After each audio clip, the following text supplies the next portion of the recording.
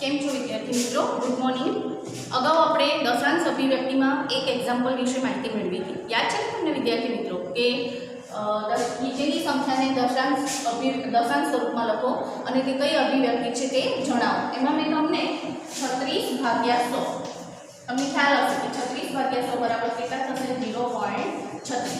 છેદમાં 100 હોય તો બે સંખ્યા પછી પોઈન્ટ, છેદમાં 10 હોય તો એક સંખ્યા પછી પોઈન્ટ, 1000 હોય તો ત્રણ સંખ્યા આપણે ગણી અને પછી પોઈન્ટ મૂકીએ છીએ. જો સંખ્યા 3 આપણને ન આપેલી હોય અને બે જ સંખ્યા આપીએ તો આપણે આગળ 0 એડ કરવા પડે અને પછી પોઈન્ટ મૂકવું પડે. બરાબર છે? કઈ રીતે તમને નીચે સંખ્યા આપી છે એ ઉપરથી આપણે નક્કી કરી શકીએ છીએ. હવે આપણે બીજો એક એક્ઝામ્પલ લઈશું વિદ્યાર્થી મિત્રો. 1/11. હવે અંદર કેટલા આવશે? 1. બાજુ સાઈડ આવશે 11. અંદર નાની સંખ્યા છે એટલે ભાગ ચાલશે નહીં, માટે 0 પછી પોઈન્ટ મૂકવા પડે. અહીંયા પોઈન્ટ પછી 0. હજુ પણ ભાગ ચાલશે નહીં તો મારે હજુ અહીંયા 0 એડ કરવા પડશે, પછી હું 0 એડ કરી શકું છું. હવે 11 × 9 = 99. 10 માંથી 9 ગયા તો 1, 9 માંથી 9 ગયા તો 0, અહીંયા 0. ફરીથી 0 એડ કરો, નીચે 0 ભાગ ચાલશે નહીં, પાછો ભાગ ના ચાલે દઈશું. હવે પાછો 0 એડ કરજો અને નીચે 0 એડ થશે. ફરીથી 11 × 9 = 99. 10 માંથી 9 ગયા તો 1, અહીંયા 9 માંથી 9 ગયા તો 0 અને અહીંયા આવશે 0 આવી. બરાબર છે? તો વિદ્યાર્થી મિત્રો પાછો ફરીથી 1 આવી ગયો, ફરી આની આ સંખ્યા આવી. તો આ જે ઉપર આપણને જવાબ મળે છે, બરાબર છે, એ અંકોનું શું થશે? પુનરાવર્તન થયા કરશે. માટે આપણે લખી શકીએ કે 1/11 બરાબર 0.0909 અપ ટુ અનંત સુધી. અનંત સુધી આ રીતે જવાબ આવશે અને માટે તમે એને 0.09 એની પર આ રીતે આડો લીટો પણ દર્શાવી શકો છો. એનો અર્થ શું છે કે આ અંકો છે એનું સતત પુનરાવર્તન થયા કરે છે. બરાબર છે? એટલે કે કેવા અંકો છે? પુનરાવર્તિત અંકો છે. હવે આ જે અભિવ્યક્તિ જેને આપણે ચોક્કસ સંખ્યાના સ્વરૂપમાં દર્શાવી શકીએ તો એને શાંત અભિવ્યક્તિ કહેવામાં આવે છે. કેવી અભિવ્યક્તિ ગણાય? શાંત અભિવ્યક્તિ. બરાબર છે? આ અભિવ્યક્તિને આપણે અનંત આવૃત અભિવ્યક્તિ તરીકે ઓળખીએ છીએ. બરાબર છે? તો ખ્યાલ આવશે વિદ્યાર્થી મિત્રો? તો તમારી નોટમાં આ એક્ઝામ્પલ તમારે ઉતારવાના રહેશે.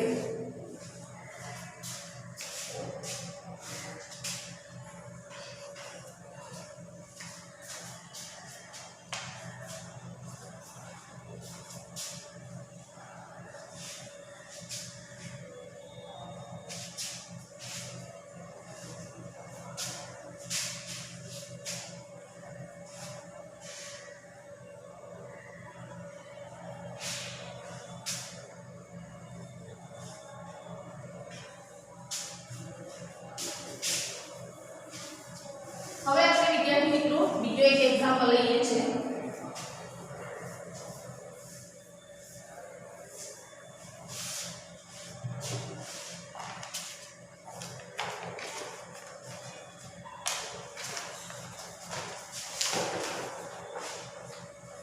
ચાર ગુણા 1 અષ્ટમાંશ બરાબર 8 × 32, 32 ને 33, 33/8.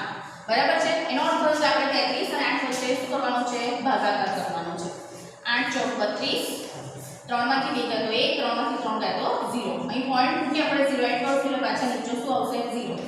હવે અહીંયા 8 × 32 પછી આપણે પોઈન્ટ મૂક્યો. શા માટે? કારણ કે આપણે સંખ્યા ભાગ ચલાવવા માટે આપણે 0 એડ કરીએ એટલે પહેલા અહીંયા ઉપર પોઈન્ટ મૂકવાનું, પછી પોઈન્ટ મૂકીને આપણે 0 એડ કરી શકીએ છીએ.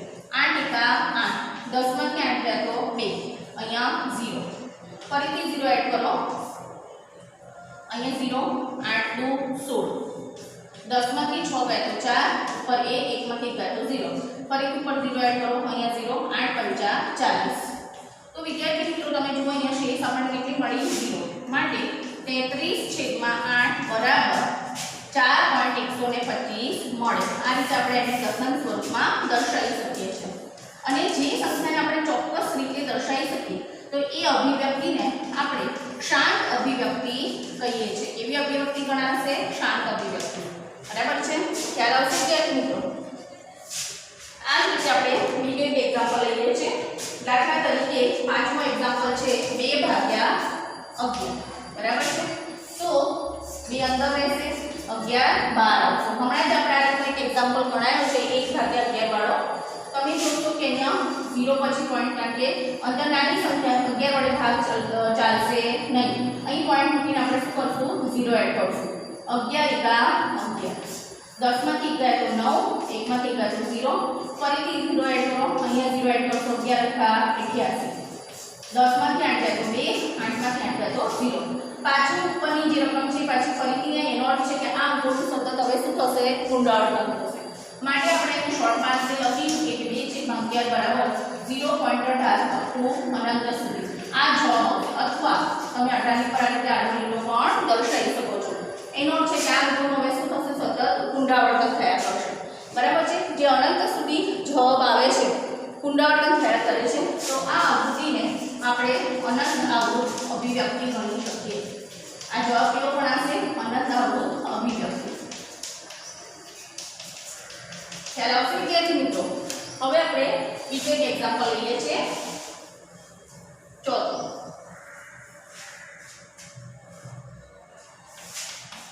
ચોથા એક્ઝામ્પલની અંદર આપણને આપ્યું છે 3/13. બરાબર છે? એનો અર્થ છે કે કૌંસ અંદરની સાઈડ નાની સંખ્યા 3 છે, બહાર કેટલા છે? 13. અહીંયા આપણે 0 પછી પહેલા તો 0 પર મૂકવાના, પોઈન્ટ મૂકવાનો, પછી પોઈન્ટ મૂકીને અહીંયા 0 એડ થશે. 13 એકા 13, 13 26. બરાબર છે?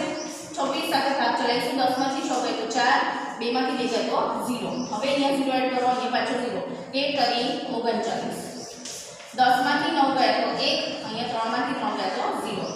અહીંયા 1 છે, પાછો 0 એડ કરો, ફરીથી 0. હજુ ભાગ ચાલશે નહીં. ભાગ ના ચાલે એટલે પાછી શું મૂકવી પડશે? ફરીથી 0 એડ કરો, અહીં નીચે 0 આવશે. 13 એકા 51. 10 માંથી 1 ગયા તો 9, 9 માંથી 9 ગયા તો 0, અહીંયા 0, ફરીથી 0 એડ કરો તો અહીંયા પાછો 0 આવશે. 13 6 78, 13 51, 13 6 78. 10 માંથી 8 ગયા તો 2, 8 માંથી 7 ગયા તો 1, ફરી 0 એડ કરો, અહીંયા 0 આવશે. બરાબર છે? 13 × 117. તો વિદ્યાર્થી મિત્રો અહીંયા આપણે આની સાથે ભાગ ચલાવીશું. 10 માંથી 7 ગયા તો 3, 1 માંથી 1 ગયા તો 0. બરાબર છે? અને અહીંયા 1 માંથી ગયા તો 0. પાછો આ સંખ્યા આવી. એનો અર્થ છે કે હવે ફરીથી આખો જેમ જેમ તમે ભાગાકાર કરતા જશો તો આ અંકોનું શું થશે? પુનરાવર્તન થશે. તો માટે કહી શકીએ કે 3/13 બરાબર 0.23779. બરાબર છે? આ બધા અંકોનું શું થશે? પુનરાવર્તન થશે. માટે આ અભિવ્યક્તિને અથવા તો તમે આમ પણ બતાવી શકો છો 0769 અપ ટુ અનંત સુધી, એટલે કે અનંત આવૃત અભિવ્યક્તિ છે. કેવી અભિવ્યક્તિ ગણાય? અનંત આવૃત અભિવ્યક્તિ. ખ્યાલ આવશે વિદ્યાર્થી મિત્રો? તો તમારી નોટમાં એક્ઝામ્પલ લખી કાઢજો.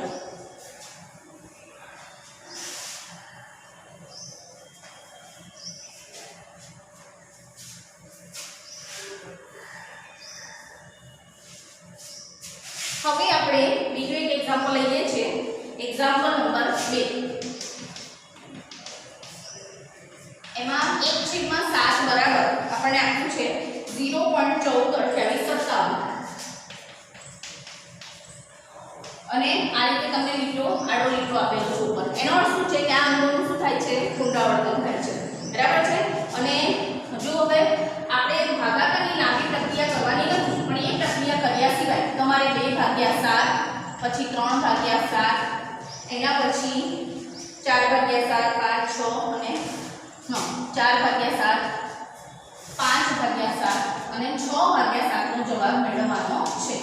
બરાબર છે? તો આપણે શું કરી શકીએ? 1/7 બરાબર આપણને આ રકમ આપી છે. પહેલા તો અહીંયા અવયવ પાડીશું કે 2 ગુણ્યા 1/7. આવું આપણે લખી શકીએ. બરાબર છે? 2 ગુણ્યા 1 એટલે 2/7. આનો આ જવાબ થયો. હવે 2 ગુણ્યા 1/7 બરાબર આપણને આ આપેલું છે રકમમાં 0.142857. બરાબર છે? એનો અર્થ થયો કે આપણે આ જે છે 0.142857 સાથે કોનો ગુણાકાર કરીશું? 2 નો ગુણાકાર કરીશું. અહીં સાઈડમાં આપણે ગુણાકાર કરીએ છીએ 142857 એને ગુણ્યા 2. 2 સીધા 14, 2 પંચા 10 11, 2 અઠ્ઠા 16 ને 17, 2 4 ને 5, 2 ચોક 8, 2 કા 2 અને 2 શૂન્ય 0. એટલે તો આપણને જવાબ મળશે 0.2857. 28 57 14 ખ્યાલ આવશે અને એની પર પાછો આપણે શું કરીશું આડો લીટો કરી દઈશું આ રીતે તો આ રીતે વિદ્યાર્થી મિત્રો તમે 2/7 નો જવાબ શોધી શકો છો સેમ રીતે આપણે તેનો જવાબ શોધીશું હવે 3/7 શું લખવાનું 3 ગુણ્યા 1/7 બરાબર 3 ગુણ્યા 1/7 એટલે કેટલી રકમ આપેલી છે આપણને 0.142857 એનો અર્થ છે કે 0.142857 સાથે આપણે કોનો ગુણાકાર કરવાનો છે 3 નો બરાબર છે 3 * 21 3 × 5 = 16 17 3 × 24 ને 25 3 × 6 = 8 3 × 4 = 12 3 × 3 = 4 3 શૂન્ય 0 એનો અર્થ છે કે 0.428571 428571 તો આ રીતે આપણને જવાબ મળશે બરાબર છે 3/7 નો જવાબ આ રીતે મળે છે એ જ રીતે આપણે 4/7 5/7 6/7 એ બધાના જવાબ શોધી શકીએ છીએ 4 ગુણ્યા 1/7 બરાબર 4 ગુણ્યા ચલો 1/7 એટલે કેટલા છે 0.14 બરાબર છે આ જવાબમાં પણ ઉપર આપણે શું કરવું પડશે અહીંયા આડો લીટો બતાવવો પડશે જે જવાબ આવે છે ને એમાં બરાબર છે એટલે એ ખાસ ધ્યાનમાં રાખજો આ રકમ પુનરાવર્તિત થાય છે 4 ગુણ્યા 0.142857 બરાબર છે એની સાથે 4 નો ગુણાકાર કરવાનો છે બરાબર શું આવશે અહીંયા આપણે લખીશું 0.142857 એને ગુણ્યા 4 4 * 28 4 × 20 21 22 4 × 33 33 4 × 2 8 9 10 11 4 × 16 17 4 × 4 = 5 અને 4 શૂન્ય 0 0.5714 બરાબર છે એ જ રીતે 5/7 બરાબર 5 ગુણ્યા 1/7 બરાબર 5 ગુણ્યા અહીંયા પણ ઉપર આડો લીટો આવશે એટલે 0.142857 બરાબર 0.142857 એને ગુણ્યા 5 5 * 35 5 × 25 26 27 28 5 × 40 42 5 × 10 ને 4 14 5 × 20 ને 21 5 × 5 = 7 અને 5 શૂન્ય 0 એનો અર્થ છે કે 0.714285 બરાબર છે તો આ રીતે વિદ્યાર્થી મિત્રો તમે જે તમને 1/7 ની રકમ આપી છે એના ઉપરથી તમે આ બધી જ રકમ ભાગાકારની ક્રિયા કર્યા વગર એનો જવાબ શોધી શકો છો તો વિદ્યાર્થી મિત્રો આ બધા જ એક્ઝામ્પલ તમે તમારી નોટમાં લખી કાઢજો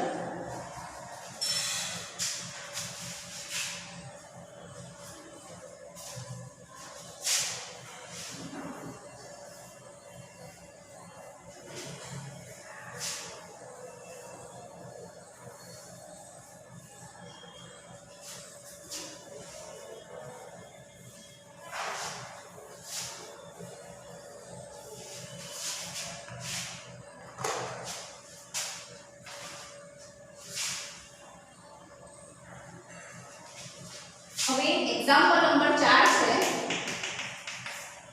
0.9999 અપૂર્ણાંક સુધીને p/q સ્વરૂપમાં દર્શાવો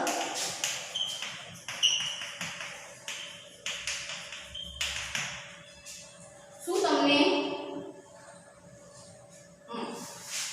બરાબર છે તો હવે વિદ્યાર્થી મિત્રો આપણે ધારો કે આગળ એક્ઝામ્પલ મળી જ ગયા છે x = 0.9999 અપૂર્ણાંક સુધી એનો શું છે x = 0.912 આ રીતે પણ તમે દર્શાવી શકો છો રકમને એનો અર્થ છે કે એક સંખ્યા માત્ર એક જ સંખ્યા પુનરાવર્તિત થાય છે આપણે અગાઉ તમને એક્ઝામ્પલ સમજાયા હતા ત્યારે કહ્યું કે જો એક સંખ્યા પુનરાવર્તિત થતી હોય તો સંખ્યાને આપણે 10 વડે બંને સાઈડ મૂકીશું બે સંખ્યા પુનરાવર્તિત થતી હોય તો 100 વડે ગુણવાનું ત્રણ સંખ્યા પુનરાવર્તિત થતી હોય તો 1000 વડે ગુણવાનું માટે 10x બરાબર શું આવશે અહીંયા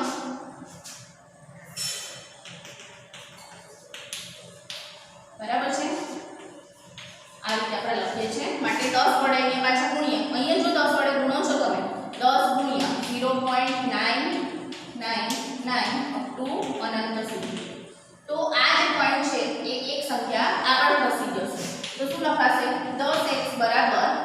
9.999 અપ ટુ અનંત સુધી. હવે આપણે આના ભાગ પાડીશું. 10x બરાબર 9 વત્તા 0.9999 અપ ટુ અનંત સુધી. હવે 0.999 માટે આપણે કેટલા ધારેલા છે? x બરાબર છે.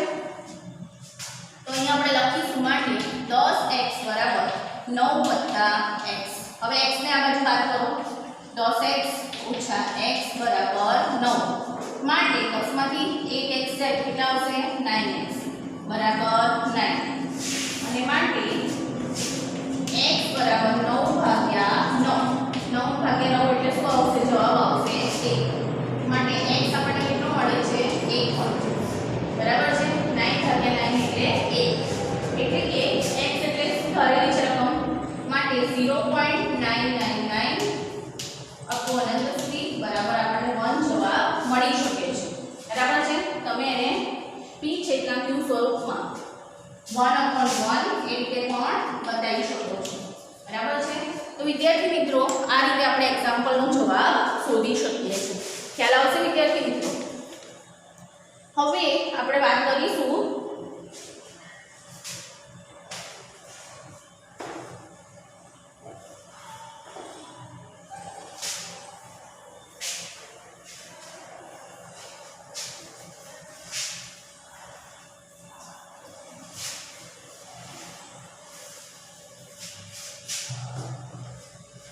એક્ઝામ્પલ નંબર આપણે લઈએ છીએ હવે આગળ.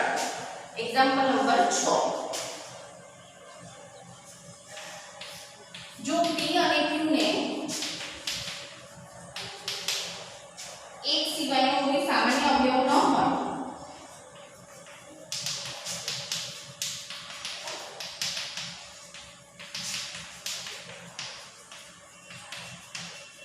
ન હોય તથા જેની દશાંશ અભિવ્યક્તિ શાંત હોય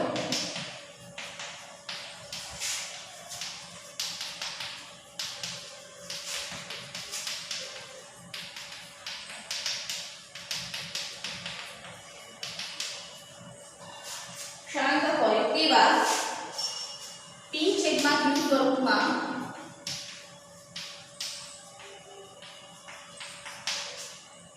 સમય સંખ્યાના ઉદાહરણ આપો.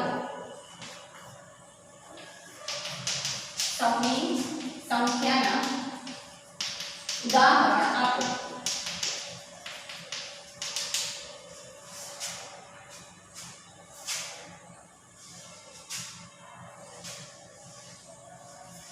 જ્યાં p અને q પૂર્ણાંક છે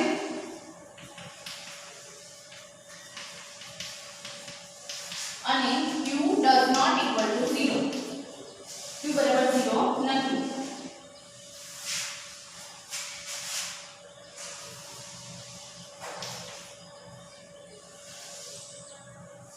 અને અહીં q કયા ગુણધર્મનું પાલન કરે છે તે જણાવો.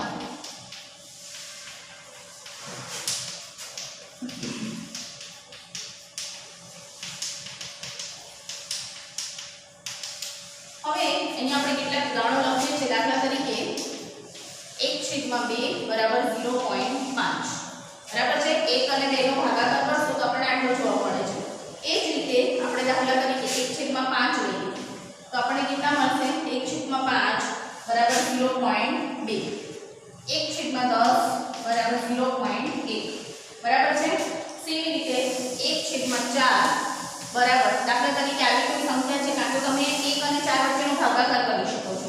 બરાબર છે. કે ભાઈ અહીંયા 0 પછી પોઈન્ટ 0 4 × 8 8 જાય તો 2 અહીંયા 0 એડ કરશો 4 × 5 20 તો આપણને કેટલો જવાબ મળ્યો? 0.25 બરાબર છે. તો આ રીતે તમે આ બધી સંખ્યાનો ભાગાકાર કરશો એટલે તમને ખ્યાલ આવશે કે આપણને આ રીતે જવાબ મળે છે. બરાબર છે. તો અહીંયા p છેદમાં q શાંત હોય ત્યારે જ તમે જો આ બધી અભિવ્યક્તિ આપણે શાંત સ્વરૂપમાં ચોક્કસ સંખ્યાના સ્વરૂપમાં આપણે એનો જવાબ દર્શાવી શકીએ છીએ. એટલે કે p છેદમાં q શાંત ત્યારે જ હોય કે જ્યારે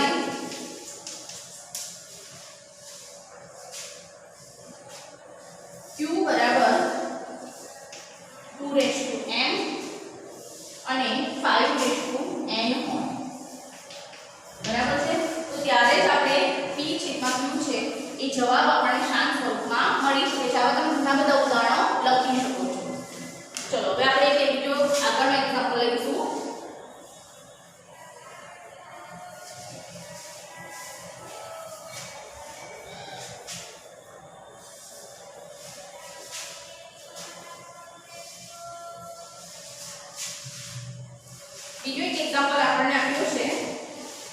એક્ઝામ્પલ નંબર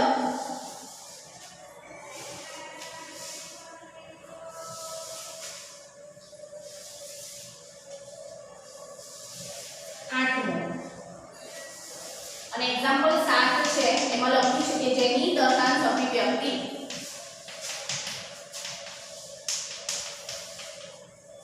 અનંત અનાવૃત હોય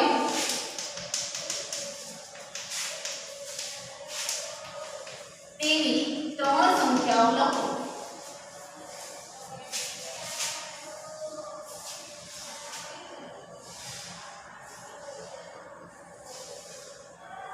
ત્રણ સંખ્યાઓ લખો. દાખલા તરીકે આપણે પહેલી સંખ્યા લખીએ છીએ કે 0.01 001 001 અપ ટુ અનંત સુધી. પછી બીજી સંખ્યા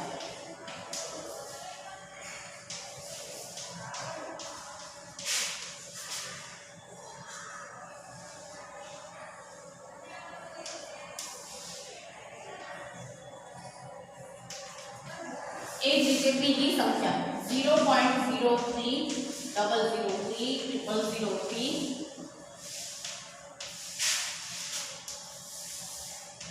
તો વિદ્યાર્થી મિત્રો આ અભિવ્યક્તિને આપણે કેમ અનંત અનાવૃત કહીએ છીએ?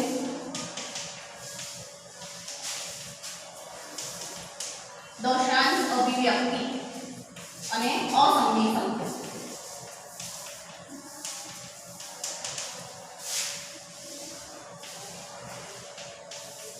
અસમય સંખ્યાઓ.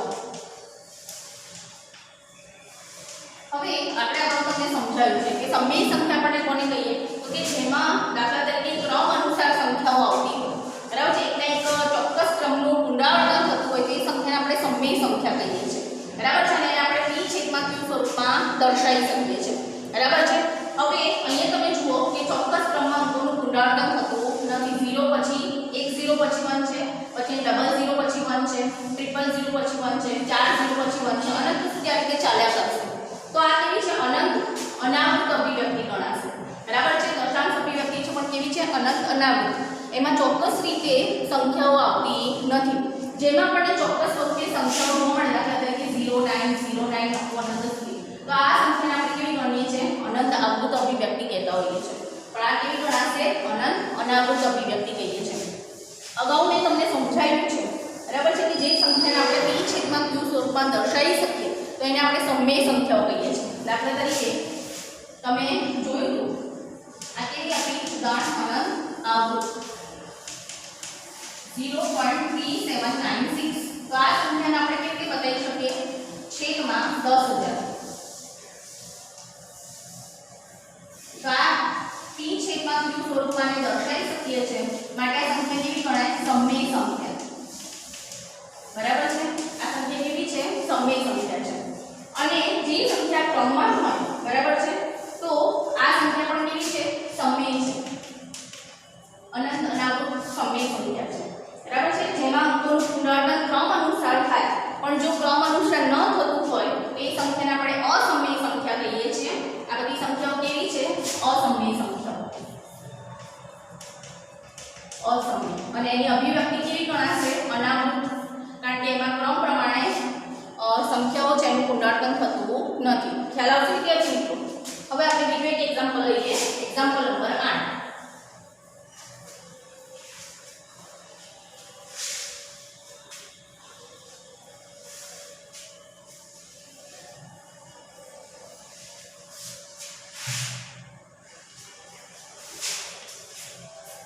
એક્ઝામ્પલ 8 ની અંદર આપણને આપ્યું છે કે સમય સંખ્યાઓ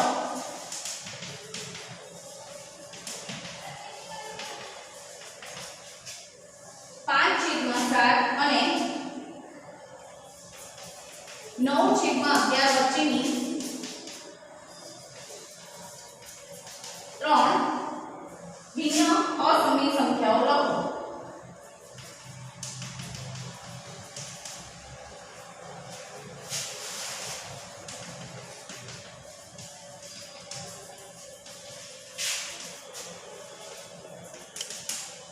તો અહીંયા 5/7 બરાબર તમે જોશો કે આપણે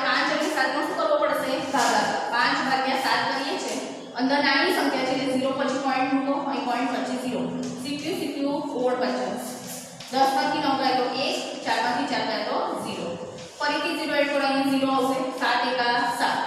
10માંથી 7 ગયા તો 3, અહીંયા 0. 0 એડ કરો, અહીંયા 0 આવશે. 7 ચોક 28 બરાબર, અને 7 પંચા 35. 7 ચોક 28. 10માંથી 8 ગયા તો 2, અહીંયા 0. ફરી 0 એડ કરશો એટલે અહીંયા પાછળ 0 એડ થશે. 7 દુ 14, 7 તરી 7 દુ 14. 10માંથી 4 જાય તો 6, અહીંયા 1માંથી ગયા તો 0. 0 એડ કરો, પાછો 0 એટલે આપણને કેટલા મળશે? 7 અઠ્ઠા 56, 7 નવા 63, 7 અઠ્ઠા 56.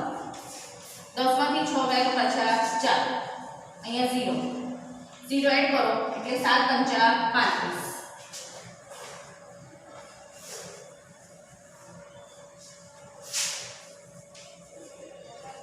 10માંથી 5 ગયા તો 5,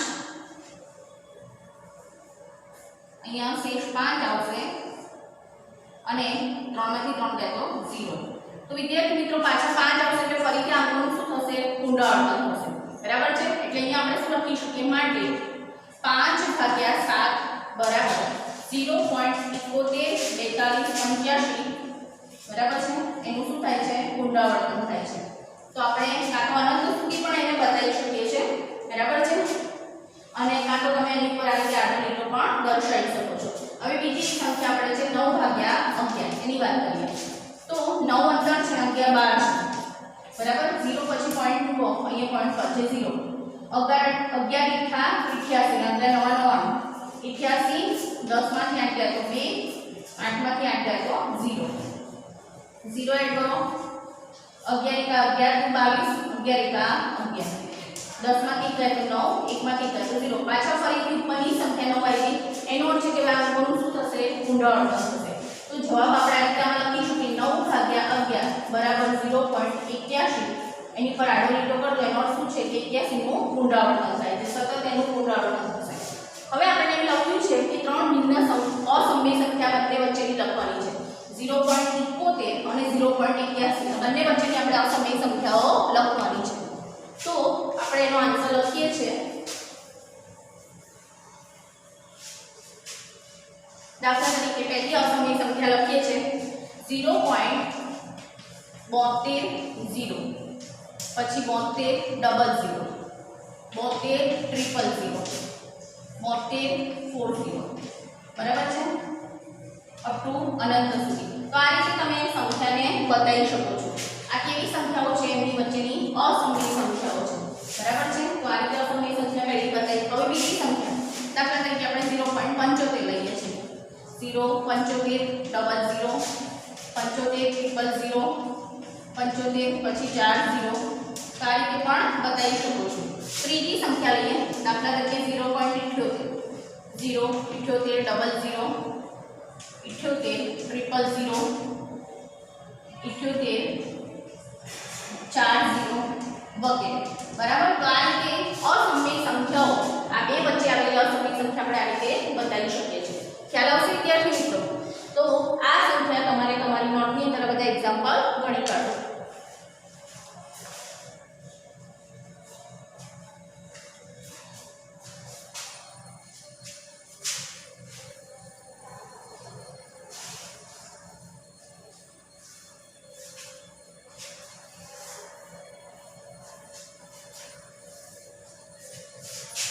હવે વિદ્યાર્થી મિત્રો આપણે સંખ્યા રેખા ઉપર વાસ્તવિક સંખ્યાનું નિરૂપણ તેના વિશે અભ્યાસ કરવાના છે.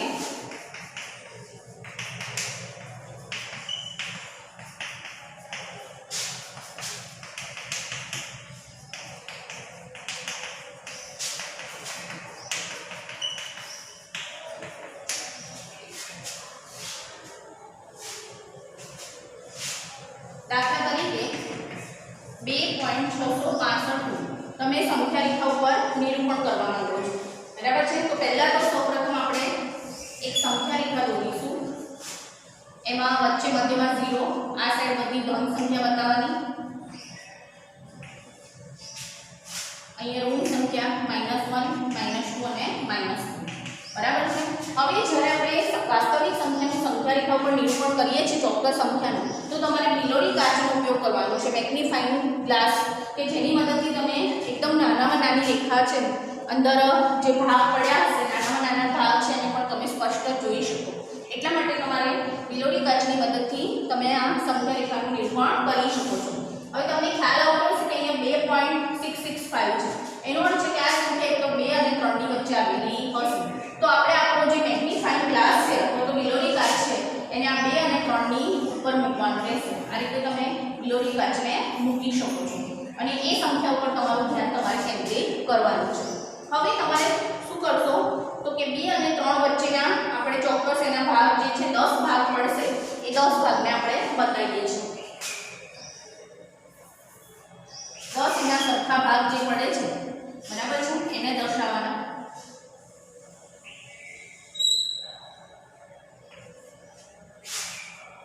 તો અહીંયા આવશે પહેલા તો 2 સરખા ભાગ આપણે જોઈશું તો 2.1 2.2 તમારે સ્કેલની મદદથી ચોક્કસ એના સરખા ભાગ બતાવવાના રહેશે. 2.2 2.3 2.4 2.5 બરાબર છે. આમ તો સરળ નહીં બતાવવા પણ એ લખવામાં જો તકલીફ પડતી હોય તો આપણે આ રીતે પણ દર્શાવી શકીએ છીએ. 2.6 પછી 2.7 2.8 2.9 અને છેલ્લે મેઇન ભાગ કેટલો છે 3. 2 અને 3 ની વચ્ચે આવેલી છે એની વચ્ચેના આપણે આ સરખા ભાગ કરેલા છે. બરાબર. તમને એક જ લાઈનમાં બતાવવા હોય તો તમે આ રીતે પણ બતાવી શકો છો. અહીંયા 2.2 સહેજ નાના અક્ષર લખો તો બધું એક જ લાઈનમાં આવી શકે છે. બરાબર છે. તો અહીંયા 2.4 2.6 આ 2.5 વાળો ભાગ છે. 2.7 2.8 અને 2.9 બરાબર છે. તો વિદ્યાર્થી મિત્રો આ રીતે તમારે 2 અને 3 વચ્ચે સરખા 10 ભાગ કરવાના છે. હવે આપણે જે સંખ્યા જોઈએ છે 2.665 એનો અર્થ છે કે 2.665 કોની વચ્ચે હશે તો 2.6 અને 2.7 ની વચ્ચે આવેલી હશે. તો આ 2.6 અને 2.7 છે એની વચ્ચે પાછા આપણે કેટલા ભાગ કરીશું સરખા 10 ભાગ કરીશું. બરાબર છે. એટલે હવે 2.6 અને 2.7 વચ્ચે આપણે 10 સરખા ભાગ કરીશું. પાછી ફરીથી સંખ્યા રેખા દોરો. શરૂઆતમાં વિલોરી કાચ આની પર રાખીશું આ ભાગ આપણને સ્પષ્ટ દેખાશે. બરાબર છે. 2.6 અને 2.7 ઉપર બરાબર છે એની પર રાખશો એટલે તમે એને સ્પષ્ટ વ્યવસ્થિત જોઈ શકશો. હવે સંખ્યા રેખા ઉપર આપણે 2.6 અને 2.7 છે એના સરખા ભાગ કરવા માટે પ્રયત્ન કરીએ છીએ. બરાબર. સરખા 10 ભાગ પડે. પહેલું છે 2.6 બરાબર છે. 6 એટલે કે 2.60 પણ તમે ગણી શકો છો એને. હવે સરખા ભાગમાં 2.61 પછી 2.62 પછી 2.63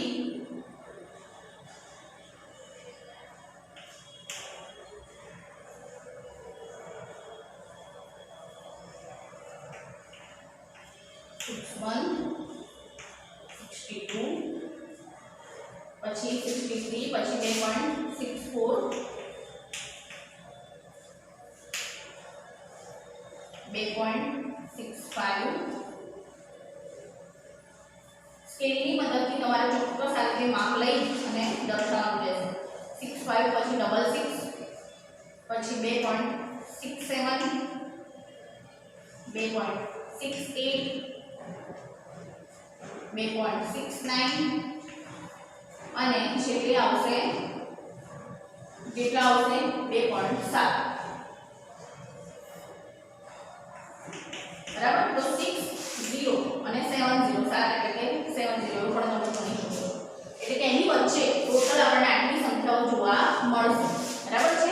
હવે આપણો જે મેગ્નીફાઇંગ ગ્લાસ છે એ આપણે કોની પર રાખીશું તો કે 2.65 તમે જુઓ આપણે કઈ અંક બતાવવાનો છે 665 બતાવવાના છે.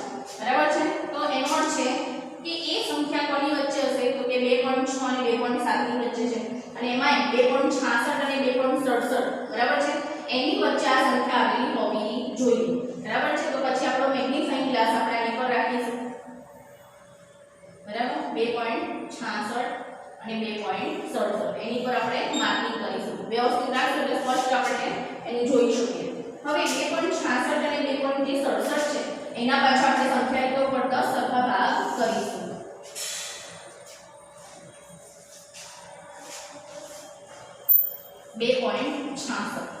બરાબર છે 66 એટલે 660 એવું પણ તમે ગણી શકો છો.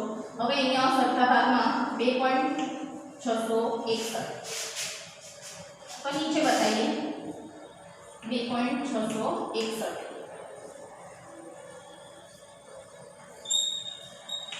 પછી બીજો ભાગ છે 2.662. ત્રીજો ભાગ સૌનો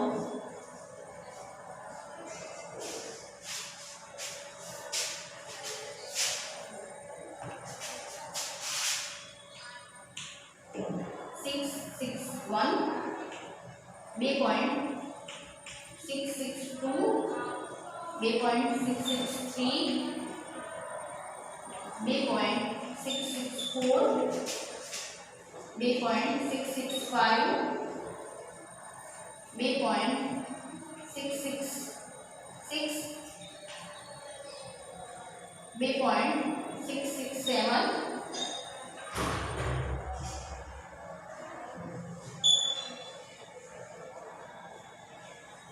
2.668,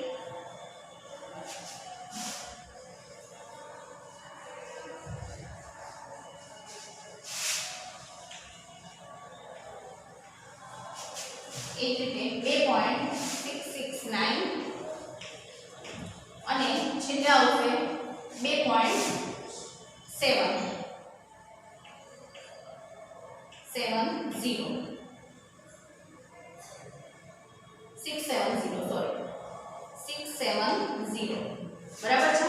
તો 2.66 અને 2.67 આ બેને વચ્ચેને આપણે ભાગ બતાવ્યા. હવે આપણે જે બતાવવાની છે સ્પષ્ટ સંખ્યા કઈ હતી? આ 264 છે, સોરી 2.664 અને 2.665 છે. તમે જુઓ રકમ આપણે કઈ સંખ્યા બતાવવાની છે? 2.665.